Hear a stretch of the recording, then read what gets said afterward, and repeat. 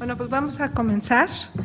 Con mucho gusto les doy la bienvenida a la presentación del libro Una frontera en movimiento, migración, fecundidad e identidad en el sur de Quintana Roo y norte de Honduras Británica, Belice, de 1900 a 1935, de autoría de Alan Ortega Muñoz.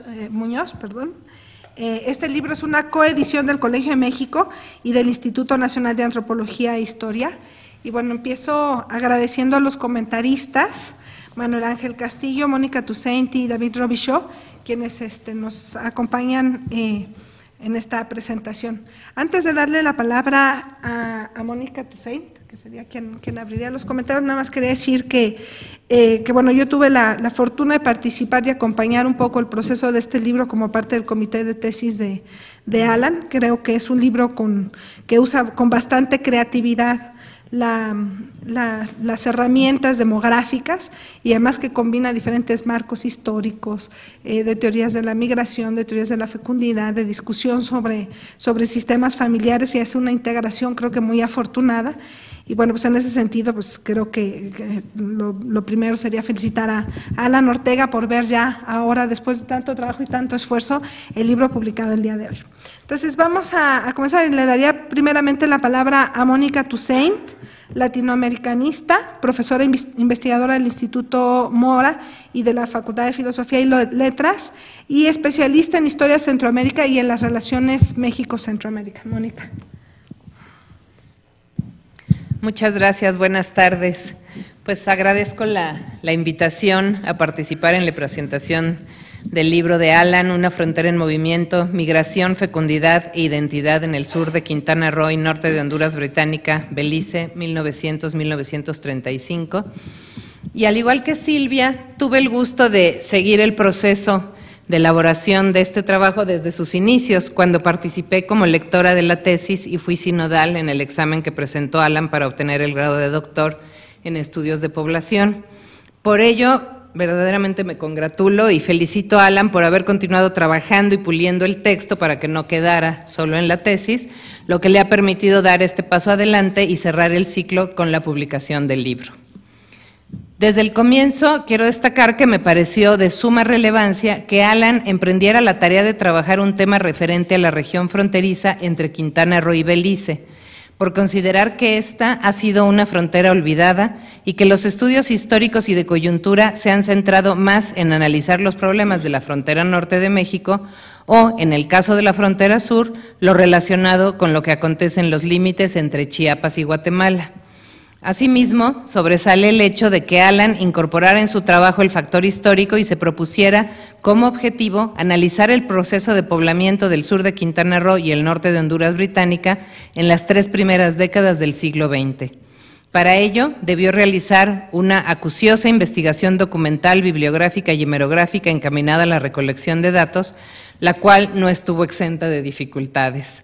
No obstante, es evidente que pudo formular una interpretación crítica consistente y alcanzar sus objetivos en términos de elaborar una caracterización de los diferentes grupos sociales asentados en la región y del flujo migratorio a ambos lados de la frontera, así como la reconstrucción de familias y sus comportamientos demográficos, lo que a la postre le permitió reflexionar también sobre los procesos de asimilación y transterritorialidad en la región de estudio.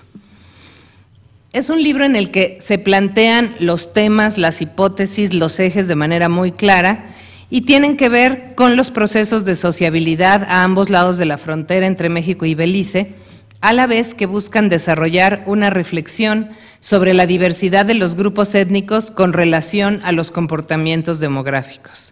De especial interés es el hecho de que Alan haya combinado con éxito una visión sociodemográfica con un análisis desde la demografía histórica que involucra elementos de migración, fecundidad e identidad. Como él mismo señala, en el estudio se conjugan disciplinas tales como la microhistoria, los estudios de población, la antropología y la sociología. Ello implicó un fuerte reto a nivel metodológico y conllevó diversas dificultades en el manejo de las fuentes consultadas, debido tanto a las características del propio proceso de recolección de los datos en los distintos acervos documentales, así como a la diversidad en las formas y condiciones para realizar el trabajo de investigación en 2 sitios distintos, Quintana Roo y Belice. Igualmente, a lo largo del texto desarrolla una argumentación sólida con base en un sustento teórico que pasa por los conceptos de región, espacio fronterizo, cultura regional, cultura en espacios regionales internamente diferenciados, así como por el análisis de la historiografía regional. Al mismo tiempo, logra construir una metodología que le permite abordar el problema del análisis demográfico desde los estudios de formación de familias y los enfoques de migración internacional. Una característica fundamental de este libro es que rebasa con mucho los estudios regionales desarrollados en México en las últimas décadas, en los cuales se privilegiaba el examen de los problemas de cada uno de los estados de la República Mexicana, lo que hacía que se diera más peso a interpretaciones basadas en una división política hasta cierto punto arbitraria y no a las realidades impuestas por los procesos y dinámicas regionales. Por otro lado, destaca la capacidad de incluir atinadamente en su análisis factores políticos y económicos de índole internacional, nacional y local, que afectan el proceso de poblamiento de la región en un entorno transfronterizo. Tal es el caso de las referencias al tema del crecimiento económico, el efecto de las crisis mundiales, la explotación de recursos naturales, la historia de las relaciones entre México y Belice, los conflictos políticos internos a ambos lados de la frontera, así como el papel de la guerra y sus repercusiones en la región. A la hora de reconstruir el proceso histórico de una región vinculada al mercado mundial a partir de la explotación de productos como la madera y el chicle, Alan hace énfasis en el peso de los factores económicos, los cuales luego interrelaciona con una serie de elementos políticos y sociales característicos del periodo en cuestión. El periodo, es definido a partir de dos factores: el momento de creación del territorio de Quintana Roo en 1902, una vez culminada la Guerra de Castas, y el momento de consolidación en 1935, derivado del reconocimiento por parte del gobierno federal encabezado por Lázaro Cárdenas. En el libro se ofrece un panorama general de lo que sucede a finales del siglo XX en la frontera sur de México en lo relativo a la riqueza de la región y la presencia del capital extranjero en el área, y al mismo tiempo se abren líneas para profundizar en el tema de la falta de control del Estado sobre la región fronteriza y el peso de los intereses de las empresas privadas. El trabajo desarrolla un eje de análisis en torno al problema de la región y la transterritorialidad. Parte de una definición de la región en general y de la región fronteriza entre Belice y Quintana Roo en particular, como un espacio con semejanzas sociales, económicas, políticas, culturales y demográficas. Avanza en la enunciación de estas semejanzas y diferencias, así como en la precisión de los elementos culturales comunes, tales como la lengua, las raíces familiares, los vínculos religiosos, etc. De aquí que en opinión del autor se puede hablar de una cultura regional que pasa por la diferenciación de esta región respecto al resto de cada uno de los países de la que forman parte. Por ello, en el texto se plantea la necesidad de analizar los efectos de la pertenencia a un espacio nacional junto con la persistencia de elementos locales compartidos. En medio de esta dinámica tan compleja destaca el proceso histórico de establecimiento de límites, el cual influye en la conformación y en la permanencia del espacio regional. Cabe preguntarse entonces, ¿persiste la región a pesar de los límites?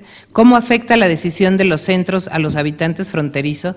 Frente a estas interrogantes, Alan nos adentra en un tema más, el hecho de que se trata de una región permeada por factores y procesos internacionales, tales como los continuos reclamos sobre el territorio beliceño por parte de Guatemala y la tardía independencia de Belice hasta 1981, a lo cual se suma el proceso de migración internacional. En este marco, la frontera y lo transfronterizo adquieren relevancia en el libro de Alan Ortega. Por ello, el análisis se torna más complejo y nos expone diversas definiciones de la frontera, como reacción al colonialismo, como frente de expansión, como límite inamovible, planteadas en la tipología de Fábricas y Román. Pero el autor va más allá y esboza la idea de la frontera jurídico-política frente a la frontera étnico y cultural, lo cual le permite hablar del peso de la interacción grupal y del mestizaje en el proceso de conformación de la identidad regional a partir de una serie de elementos multiculturales, étnicos, sociales, etc. No puedo dejar de mencionar que el proceso de poblamiento que se analiza en el libro se enmarca en un periodo cruzado por un acontecimiento fundamental, la Revolución Mexicana. De aquí que, aunque sea de manera tangencial, tengamos algunas referencias al impacto que tuvo la Revolución Mexicana en el sur de México y el norte de Belice, la forma en que vivieron los habitantes de la frontera este proceso y la manera en que afectó las relaciones transfronterizas y la vida cotidiana en la región. Por todo lo anterior, Considero que el libro de Alan constituye una aportación tanto en el campo de las ciencias sociales en general como en el campo de la disciplina específica de la demografía histórica. Asimismo, se trata de un trabajo especialmente pertinente y relevante para los estudiosos de la historia de Belice, para quienes se interesan en la historia de Quintana Roo, para los especialistas en los estudios regionales y para quienes buscan darle a su investigación un enfoque multidisciplinario. Por todo esto, muchas felicidades, Alan, y qué bueno que el libro ya haya salido.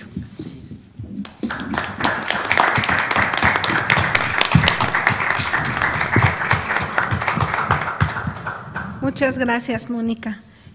Voy a dar ahora la palabra a Manuel Ángel Castillo, profesor investigador del Centro de Estudios Demográficos, Urbanos y Ambientales, experto en migración y puedo decir pionero en los estudios sobre migración centroamericana a México y a Estados Unidos.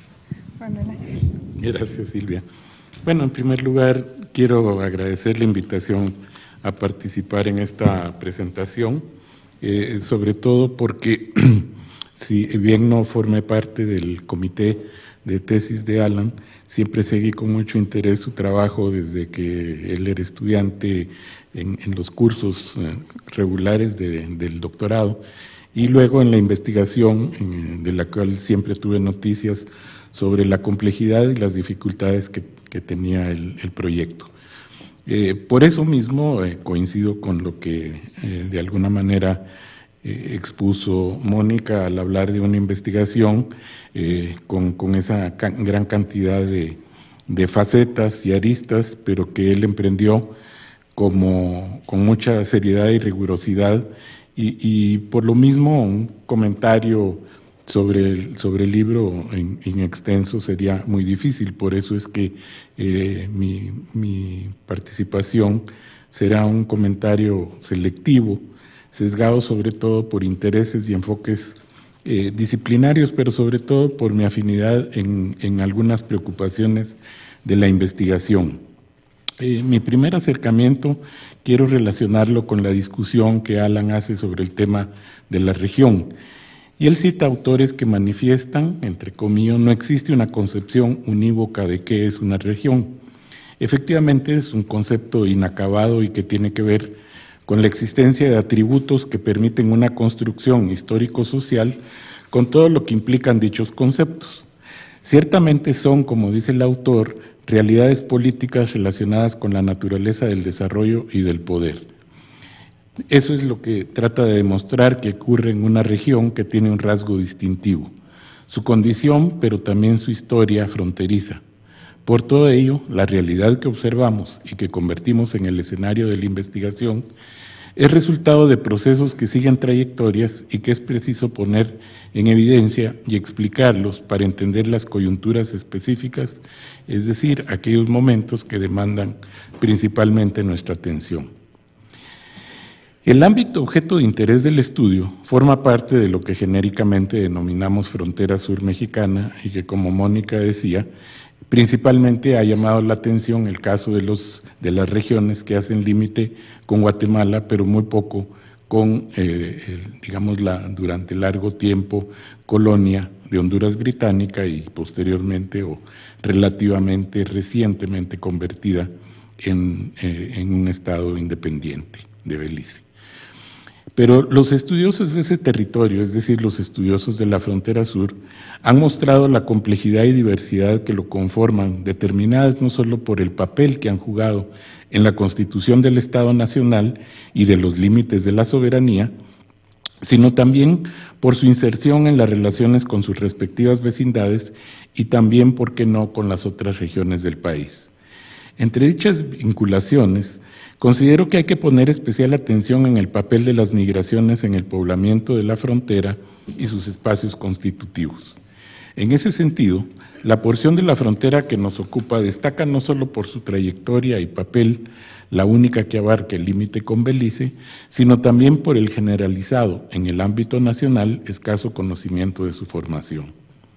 El trabajo desarrollado por Alan para ilustrar el carácter, formación y complejidad de esta región logra, en mi opinión, un objetivo de suyo destacado y fundamental: la posibilidad de que la historia regional pueda, cuando él cita a Ignacio del Río, ayudar tanto a explicar desarrollos localizados como a contribuir al mejor conocimiento de fenómenos de carácter general de una nación, a lo que añadiría al conocimiento de un grupo de naciones. Me parece que ese es un desafío esencial de ese tipo de análisis, que lo local no se agote en el espacio delimitado como objetivo, que se pueda vincular con procesos que ocurren en otros niveles y que estos a su vez muestren sus indudables determinaciones sobre los ámbitos micro.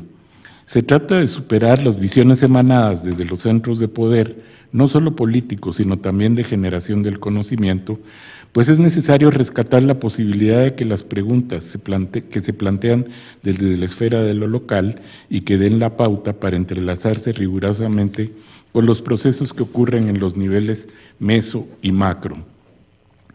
Y en el caso de un ámbito fronterizo como es el límite al sur de México, nos obliga a buscar esos vínculos con sucesos y procesos que ocurren no solo en el territorio vecino, sino también en la esfera internacional, pues con seguridad se enmarcan en lo que ocurre en un plano más global, como lo demuestra el autor. El hecho de que las trayectorias históricas de los estados limítrofes en la constitución de sus respectivos territorios y en la definición de sus soberanías sean distintas, no impide, por el contrario, pienso que más bien exige un análisis que muestre la manera como se dan convergencias y divergencias en la formación de su frontera, pero también de sus respectivas regiones fronterizas, como dicen Cariaga y Vallarta, citadas por el autor, regiones heterogéneas, universos en sí mismos. En mi opinión, un logro en esta dirección reside en el análisis de las sucesivas crisis, unas económicas, otras de naturaleza política, algunas de carácter internacional, otras más bien de dimensión nacional y finalmente algunas de naturaleza local, pero que en última instancia se constituyen en factores explicativos de la manera en que se produce la movilidad de la población en el ámbito fronterizo. En algunos casos propicia su inserción laboral más o menos exitosa por la demanda de trabajadores generada por actividades productivas emergentes o por políticas de expansión o colonización que se generan en respuesta a las crisis, pero en otras responden a estrategias de los mismos habitantes para enfrentar de manera binacional los escollos durante ciertos periodos que podríamos denominar como de ajuste. En ese sentido, llama la atención el papel que pudo tener el trabajo asalariado temporal en el siglo XIX, de los que el autor denomina campesinos peones, refugiados de la guerra de castas en Honduras británica, quienes además de ocuparse temporalmente en los campamentos madereros o en plantaciones de caña de azúcar, pudieron rentar tierras para mantener una agricultura de subsistencia a la manera que lo hemos visto en otros conceptos y que ha permitido la existencia de un campesinado híbrido, por llamarlo de alguna manera. Otro núcleo temático que llamó mi atención es el que se refiere a un conjunto de conceptos y procesos hoy englobados en las propuestas teóricas del llamado transnacionalismo. Alan lo retoma en la discusión sobre las prácticas vinculadas con la aculturación y las preguntas que se hace sobre la asimilación de las poblaciones inmigrantes en algunos territorios, quienes muestran diferencias marcadas respecto de las que poseen en sus lugares de origen. Nuevamente ahí rescata la discusión sobre la localidad que propone Guarnizo, uno de los autores más involucrados en los estudios de las migraciones contemporáneas bajo ese enfoque, quien sostiene que el contexto en el que finalmente se gestan y ocurren las acciones y prácticas transnacionales es de carácter local y que por ello también habría que hablar de translocalidad como especificidad de las mismas. Ello le permite al autor del libro hablar de las situaciones que se fueron dando en determinadas coyunturas del poblamiento de las localidades de la frontera que nos ocupa, pues trata de demostrar que muchos emigrantes conservaron, cita, un contacto constante con su tierra natal por medio de visitas u otras formas de comunicación directa a la manera como lo propone Rex. Este planteamiento sirve de base para la posterior discusión sobre la formación de identidades, lo cual es un interrogante frecuente en los estudios del poblamiento y constitución de regiones y comunidades fronterizas. Un régimen que resulta fundamental para entender el poblamiento en el periodo objeto de estudio es el que emanó de la constitución del territorio fronterizo a partir de la definición de los límites, hecho ocurrido con la firma del tratado suscrito en el último decenio del siglo XIX. Como en otros contextos fronterizos, las decisiones políticas fueron orientadas por el propósito de reafirmar la soberanía del territorio nacional y como parte de ello se tomaron acciones que implicaban la atracción de población. En el caso que nos ocupa, las formas fueron diversas, aunque llama la atención el uso de la fuerza militar durante el Porfiriato como recurso para ejercer el control territorial y a la vez la promoción del poblamiento.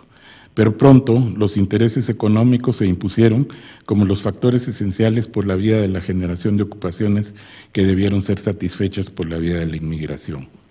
En ese sentido, resultan de particular importancia las posteriores iniciativas, ya durante el periodo de estudio, de explotar los recursos naturales de la región, esencialmente el chicle y la caoba.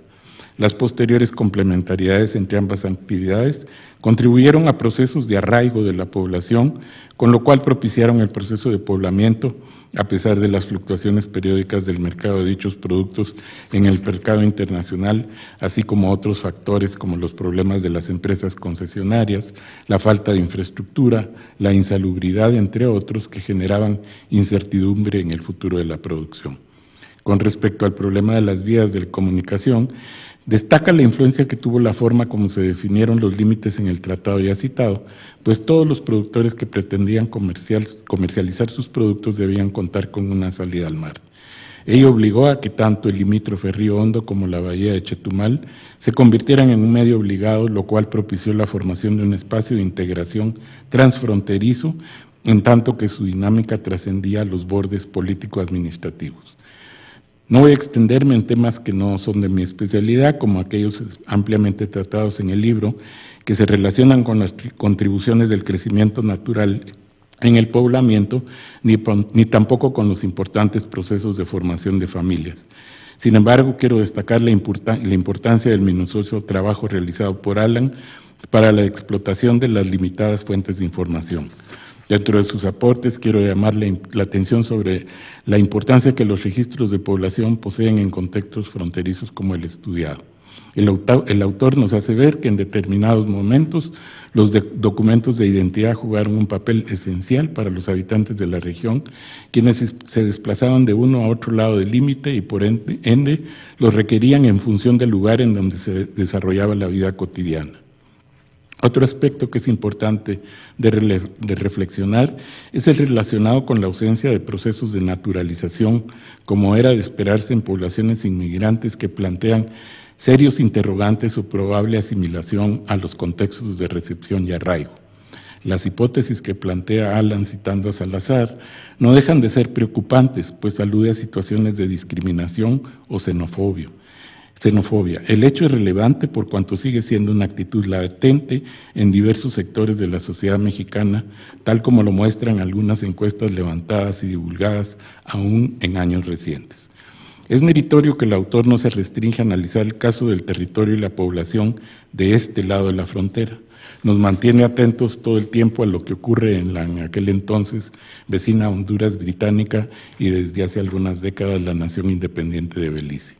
En ese sentido, destaca el poco peso relativo que en la sociedad mexicana se le ha otorgado a la relación con dicho país, lo cual se ha traducido en un amplio desconocimiento de su realidad política, social y cultural, bajo el argumento de su pertenencia a una cultura caribeña, más que a una inserción latinoamericana y más precisamente centroamericana. No obstante, para la necesaria reflexión sobre el futuro de la región, de las relaciones entre países y de la nación beliceña, habría que considerar los cambios que han ocurrido en su territorio, especialmente durante las últimas 2 décadas del pasado siglo, cuando recibió contingentes de refugiados centroamericanos, que igual que sus antecesores procedentes de los efectos de la guerra de castas en Yucatán, por sus dimensiones tendrán fuertes impactos en la conformación de la sociedad beliceña. Por último, quiero concluir retomando la apuesta teórica inicial del autor, quien nos propuso adoptar el marco del transnacionalismo. Creo que principalmente por las limitaciones de las fuentes y no tanto por la lejanía temporal de los acontecimientos analizados, nos ofrece una primera aproximación a la existencia de lo que, según dicha propuesta, constituyen sus elementos básicos. Así nos mostró cómo, aún en una etapa muy temprana en la formación de la región fronteriza y en su poblamiento, los vínculos de los inmigrantes asentados en el sur de Quintana Roo con sus comunidades de origen les permitieron estrechar y fortalecer los campos sociales con la finalidad de supervivencia en los lugares de destino, tal como lo proponen los teóricos para algunas situaciones contemporáneas. Gracias. Muchas gracias.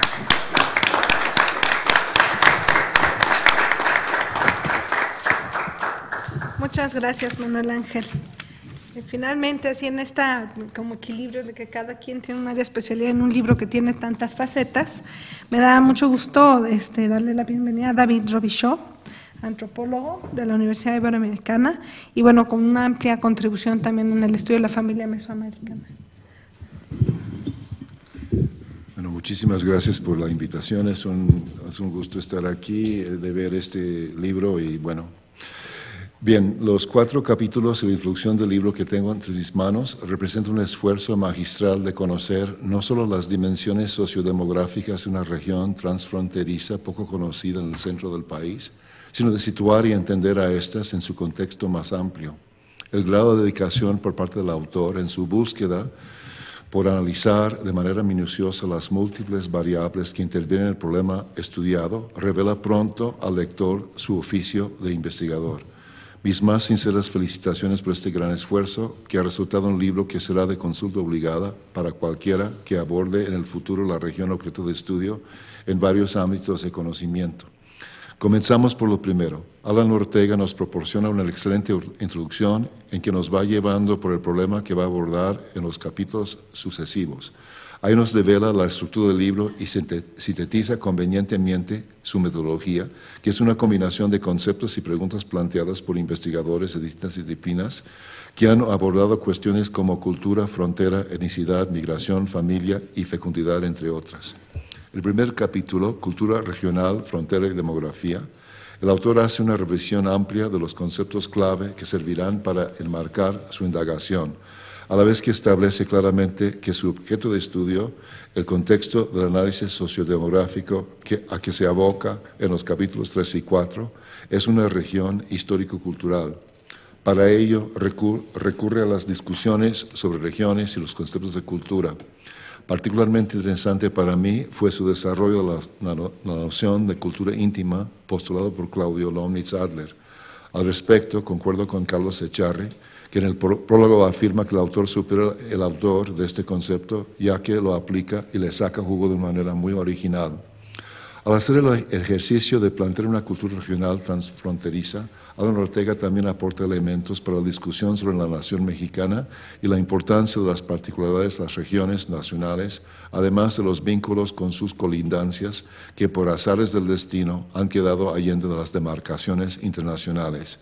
Se puede decir que los esfuerzos del autor por definir sus conceptos se traduce para el lector en jugosos núcleos de discusiones que podrían servir a otros investigadores que aborden no solo la región de estudio, sino las cuestiones tratadas en el libro.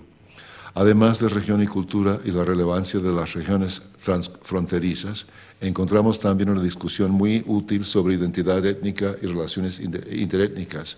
También es el caso de las discusiones sobre la fisiografía regional, las particularidades del poblamiento de una región mediante la colonización de migrantes de diversos orígenes, la formación de la pareja y la familia, temas que el autor vincula entre sí para completar el contexto en que va a desarrollar el problema.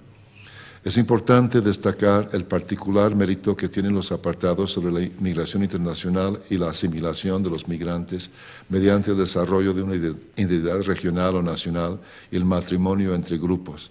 En esta, como en las otras discusiones, el autor es innovador al buscar bibliografía de situaciones de este tipo de otros países, las que adapta y aplica al tema que se propone estudiar en la región en cuestión. El segundo capítulo, Sur de Quintana Roo y Norte de Honduras Británica, entre el siglo XIX y principios del XX, constituye un valioso intento por establecer una historiografía de una región compartida por dos naciones, políticamente distintas pero unidas a través de esta por una economía basada en la explotación forestal, enmarcadas por los sucesos de la economía mundial. En una buena síntesis de fuentes publicadas, el autor nos presenta los acontecimientos políticos, económicos y sociales más importantes de los dos lados del río Hondo. Fue de especial importancia la Guerra de Castas, pues a ella se le puede atribuir el despoblamiento del este de Yucatán, el poblamiento del desarrollo del norte de Honduras británica, con migrantes de diverso origen yucateco, en la zona provenientes de la zona devastada por la guerra, y de ahí más tarde con el tratado entre Gran Bretaña y México en 1893, el regreso a Quintana Roo de algunos de los refugiados con el bagaje cultural que habían adquirido bajo la soberanía británica. Paradójicamente, durante la última mitad del siglo XIX, la frontera de las dos soberanías propiciaban la formación de la región de que se ocupa el autor, al constituir las condicionantes de los movimientos de población. El contexto así establecido prepara el terreno para un apartado en donde el autor fija su mirada en los procesos micro, con la finalidad de comprender la interacción de los diferentes grupos sociales en el periodo abarcado por el estudio, es decir, 1900 a 1935. Se plantea las preguntas de saber cómo se formaron las diferentes comunidades de los dos lados de la frontera, cómo vivía su población, cuál fue la base económica, así como la del papel del Estado mexicano en la colonización y poblamiento de la región. Aquí detalla el autor que no todo es igual socialmente en ambos lados de la frontera, porque la sociedad de la colonia británica se encontraba sumamente dividida, no solo por raza y clase, que se manifestaban en la separación residencial, sino también entre católicos y protestantes, quienes asumieron la tarea de la educación, ante el poco interés del gobierno colonial en esta. En cuanto al territorio de Quintana Roo, su estatuto como tal permitía un control directo desde el centro, ya que suponía una estrategia explícita para establecer la soberanía sobre el territorio, siguiendo el modelo que se remontaba a la intendencia colonial, mediante la cual el virrey podía intervenir directamente en aquellas áreas difíciles de vigilar por su lejanía. También importante en este periodo histórico era la presencia de población de origen beliceño en Quintana Roo, pero ahora no compuesta de aquellos que regresaron al establecerse la paz con el fin de la Guerra de Castas, sino de otros orígenes. Participan en la economía de Quintana Roo empresarios y otros colonos, a la vez que la producción de comestibles de la colonia británica permite el sustento de la población del territorio. Es el periodo del auge de las empresas chicleras, que inicialmente traen mano de obra del norte de Veracruz, donde primeramente se había desarrollado para surtir el mercado norteamericano, y desde cuyos campos se continúa la tradición forestal exportada a la región binacional, que antes colocaba palo de tinte y caoba en los mercados internacionales. Sigue el corte de madera en tierras quintanarroenses, muchas veces concesionado a empresas extranjeras que usaban en gran medida mano de obra negra de la colonia vecina. Pero ya al final del periodo, bajo el presidente Cárdenas, las concesiones dan lugar a los ejidos forestales, a la vez que en ambos lados de la frontera la actividad agrícola cobra cada vez más importancia. En el tercer capítulo, la población y la reconstrucción de familias, análisis de la dinámica demográfica y la formación familiar, el autor nos presenta la parte más original de la investigación, que consiste en su propio análisis e interpretación de los procesos poblacionales de la región en el periodo de estudio. Divide el capítulo en 3 apartados a partir de sendas fuentes distintas en las que se basa para su análisis e interpretación. Primero, censos. Segundo, censos combinados con los registros de nacimientos. Y en tercer lugar, su propia reconstitución de familias a partir de estos últimos.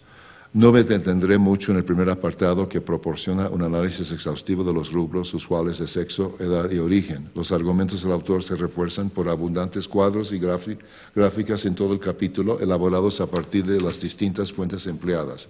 Es interesante destacar el origen de la población de Quintana Roo, porque analiza los datos censales de ambos lados de la frontera y destaca la importancia de los flujos migratorios transfronterizos, aparentemente para el corte de madera, como revela un censo local de 1904. Además, con los censos del norte de Honduras británica, el autor relaciona el descenso de la población ahí con la apertura de nuevos asentamientos a partir de la ocupación de Quintana Roo por el ejército mexicano. La diversidad de la nueva población en el territorio mexicano se destaca en el censo de 1910 por el hecho de que 27% de la población del Distrito Sur de Quintana Roo es de habla inglesa. Por otro lado, los flujos migratorios no eran de un solo sentido, ya que los censos de la colonia revelan constantemente que más del 10% de los habitantes del norte de Honduras británica habían nacido en México. Otro ámbito de análisis por el cual se le debe felicitar al autor es la de la migración, en que los grupos de edad son considerados. El segundo apartado ofrece al lector varios análisis poco tomados en cuenta por la demografía en México, ya que éste se ha tendido a concentrar en los grandes agregados. Al privilegiar los registros civiles, el autor explota una rica veta de información que nos permite conocer importantes aspectos de una realidad compleja de una población caracterizada por la migración. Así conocemos las tasas de mortalidad infantil, causas de muerte, esperanza de vida, etc. La similitud en algunos de estos índices en ambos lados de la frontera representa otro elemento que une la colonia y el sur de Quintana Roo como región. Por otro lado, algunas de las diferencias en las tasas de mortalidad deben explicarse por diferentes criterios de reportar los decesos, así como posibles diferencias en políticas de salud. Aun con ciertas diferencias, la pandemia que fue la influenza española afectó notablemente la región. Solo estudios de corte micro de este tipo pueden llenar lagunas en nuestro conocimiento sobre las epidemias y la mortalidad en México. El último apartado del capítulo consigna el aporte más importante del libro. En él el autor hace uno de los pocos esfuerzos por aplicar el método de reconstitución de familias desarrollado por la Escuela Francesa de Demografía. Se trata de un método que, con la excepción de Brasil, tuvo pocos adeptos en América Latina, en gran medida por una opinión generalizadora de un investigador que se frustró al tratar de aplicarlo al pie de la letra. Además, el mérito de este esfuerzo es que con él se aplica a una población relativamente moderna, a diferencia de la mayor parte de los autores que lo usaron para la población de hace 200 años o más. Es imprescindible leer este apartado en conjunto con el apéndice A, donde el autor presenta su metodología y desarrolla las categorías de cultura íntima con las cuales va a estratificar la población. Para ello, el autor tuvo que hacer un minucioso trabajo de archivo, en el cual recogió más de 24,000 nacimientos, no solo del periodo central de su análisis, sino aquellos registrados entre 1885 y 1955, para lograr analizar el comportamiento de fecundidad completo de las mujeres de su muestra. Por lo laborioso que es el método, el análisis se limitó a 415 madres que registraron hijos entre 1900 y 1935, aproximadamente un 10% de su base total. El autor hizo los análisis clásicos como la tasa general de fecundidad, dividiendo su población en cohortes por fechas de nacimiento en culturas íntimas, para las cuales usó los apellidos y ocupaciones. Otros análisis realizados se basaron en el origen regional o extrarregional de los padres, así como el lugar donde registraron su primer hijo. Finalmente, el último análisis es la edad de la madre al nacer su primer hijo y el espacio intergenésico. Todos los sectores de la población estudiada exhiben una edad baja de matrimonio en comparación con poblaciones históricas europeas, pero no para el caso de México. El espacio intergenésico es bastante uniforme, arriba de 2 años por lo general, lo que sugiere periodos prolongados de lactancia. Una diferencia notable entre el sur de Quintana Roo y Honduras británica es una edad más baja en la primera maternidad en esta última. Esa es la última parte del libro donde en esta última parte del libro donde el autor hace un valiente esfuerzo por aplicar el concepto de culturas íntimas. Me hubiera gustado un desarrollo más detallado de sus criterios al respecto, puesto que la lectura da la impresión de que se trata más que nada de una estratificación con base en ocupación, sin dar suficiente peso al origen étnico. Desde luego, una tarea de este tipo hubiera constituido una dificultad más a la ya difícil tarea a la que el autor se comprometió. Otro detalle que habría que mencionar es la estructura de la última parte del capítulo, puesto que no puede leerse independientemente del anexo A. No obstante, es una dificultad menor y de poca importancia en comparación con los aportes que nos da este libro. En cuanto al último capítulo, que son las conclusiones, el autor hace un balance de sus hipótesis a la luz de sus hallazgos y sobre él no comentaré por falta de tiempo. Solo diré que es cuidadoso y en sus apreciaciones, como es el autor en todo el desarrollo de sus argumentos. Para finalizar, no me queda más que felicitar nuevamente a Lana Ortega por su gran esfuerzo. Este libro es un ejemplo muy logrado de la aplicación de métodos de varias disciplinas, lo que nos permite una perspectiva muy especial sobre una parte de nuestro país no tan bien conocida. Los aportes del libro en cuanto al conocimiento demográfico, social e histórico, estoy seguro, lo harán una obra de consulta indispensable para aquellos que se interesan, no solamente en esta región, sino en situaciones de frontera en otras partes del mundo. Por todas estas razones, les recomiendo con entusiasmo conocer este libro.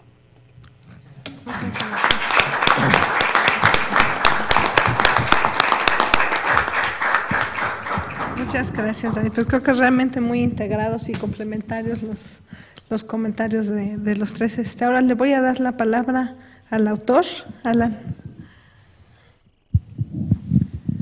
Pues yo tengo más que palabras de agradecimiento a todos los que colaboraron directa e indirectamente en la elaboración primero de la tesis del doctorado y luego en lo que es este libro, ¿no?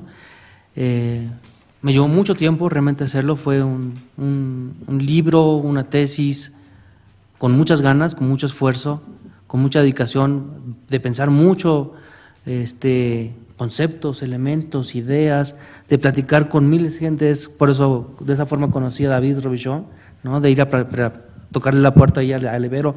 Oye, David, sobre cuestiones de familia, de qué sabes, de demografía histórica, etcétera, etcétera, ¿no? De tocar puertas en varios lados, ¿no? En la Escuela Nacional de Antropología, etcétera.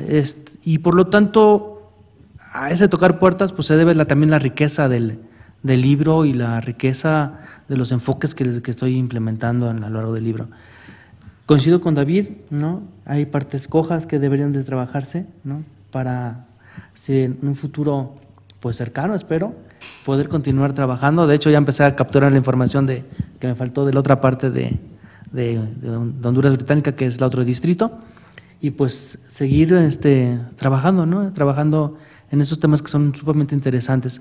Una mención especial para Carlos Echarri, ¿no? Que fue mi director de tesis, que me sufrió a lo largo durante 4 años, me sufrió bastante de que, oye, Carlos, fíjate aquí y allá, etcétera, ¿no?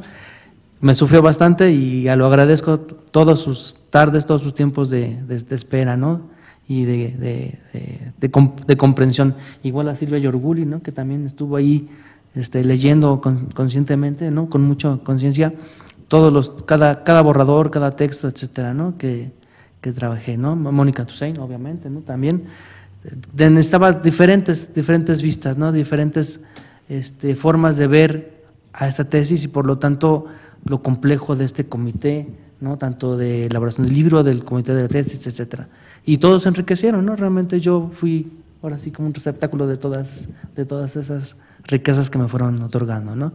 A todos agradezco, ¿no? A profesores que están aquí conmigo, ¿no? A Manuel Ordorica, a Julieta, a amigos, ¿no? De antaño, que tenía años de no ver, y agradezco mucho toda su presencia y ojalá compren el libro, lo disfruten, ¿no? Así como yo lo disfruté el hacerlo, y pues nada más que pues muchas gracias, ¿no? A todos.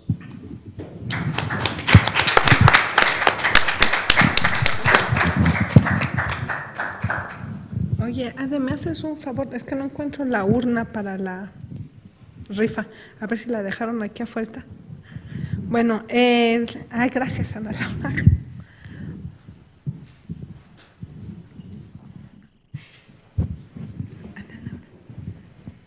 ¿Puedes hablarle y decirle también del brindis que ya se va a cancelar?